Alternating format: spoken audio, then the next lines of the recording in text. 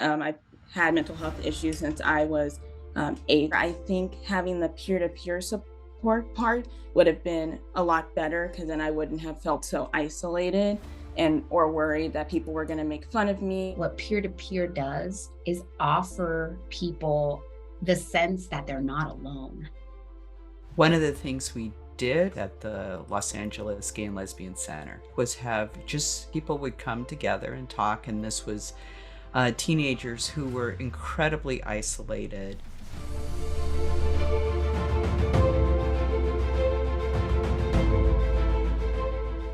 So, peer to peer communication and support is the idea that young people have a lot to share with each other. As a child and adolescent psychiatrist, I often have young people say, no, I don't really like to talk about my problems, but I'll talk to my friends about it. But what are the current mental health treatments and conditions among youth right now? 49.5% of adolescents aged 13 to 18 had a mental health challenge. The COVID-19 pandemic has had tremendous impact.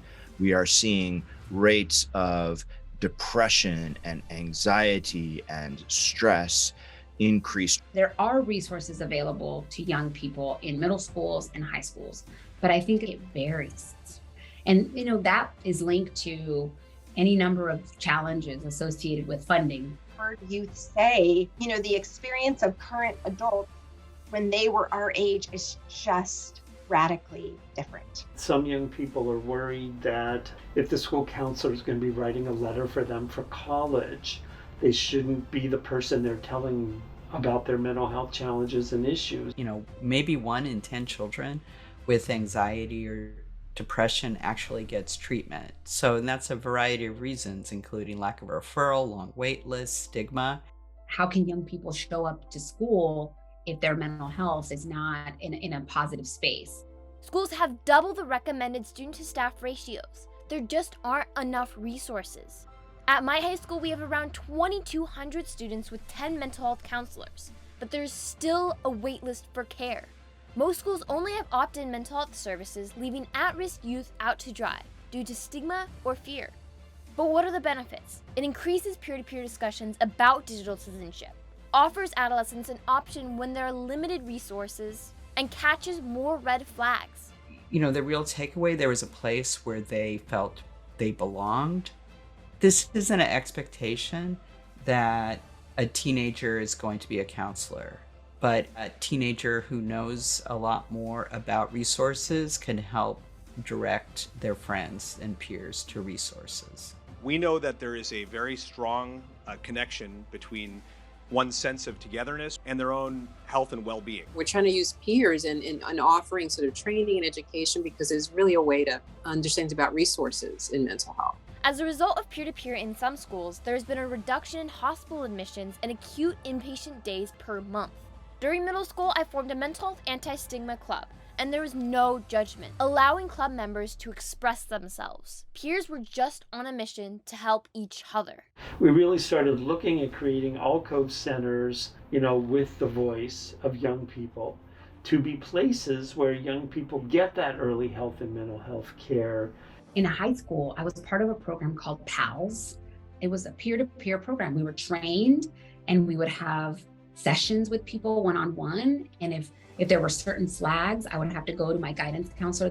Suicide prevention program that's often used in schools called Sources of Strength, right? And Sources of Strength is a program identifies youth leaders. In LA Unified, where they train peer ambassadors. There are 140 Headspace centers in Australia, and Australia is only half the population of California.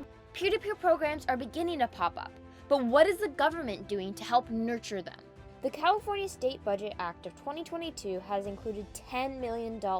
This will allow the State Department of Health Care Services and the Children's Partnership to create a pilot for youth peer-to-peer programs in high schools. A recent law change in our state's Medi-Cal program established peer services. The peer support specialists do have to be at least 18 years old.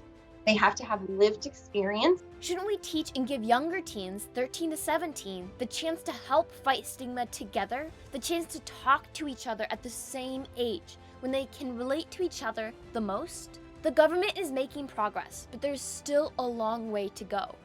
If I were a newly elected member of Congress, my first priority would be to implement peer-to-peer support and counseling in schools across the nation. Peer-to-peer matters. It's the future. It helps starving school resources. It helps raise youth up and give youth hope. We need to stop worrying about the repercussions and think about the lives we can save instead. It is about allowing young people to have some empowerment and capacity to do something around the mental health issues. It is around destigmatizing, building on the natural networks that young people always use. We know that mental health crises are more likely to happen in adolescence. So if we know this is such a critical time of development, how can we ensure that we're offering the necessary supports and services to help our young people through that?